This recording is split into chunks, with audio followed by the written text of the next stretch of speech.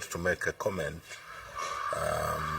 in relation to the fundamental truth that the former President Edgar Chagwa said yesterday, which has attracted some kind of debate. I think the advice and the sentiment of the former head of state yesterday was on point. As a people, we should never be afraid to confront each other with truth. The level of hypocrisy across the board, I think, is pathetic. Historically, as a people, we have always only celebrated people when they die. You have, for example, President Kaunda, who at the time that he left office, he was vilified, called a thief, his family, children called thieves, until in recent times, that's when we began to have positive sentiments coming in appreciation of his service to the country. But look at the outpouring, tributes and positive statements that were made at the time that he died. The second Republican President, Dr. Frederick Chiluba, when he left office, he was called a thief, vilified, persecuted, even at the point of him being acquitted. To his death, he was still being called a thief.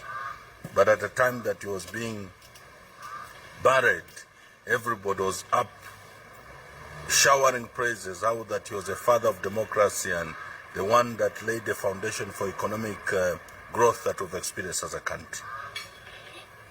Mwanawasa, it was the same. Now we're talking about President Upia Banda. But look at President Michael Sata, it was the same. We condemn one another, condemn leaders, and only to come and celebrate them in their death. That is a high level of hypocrisy. Today we have a former head of state in Edgar Chagwa.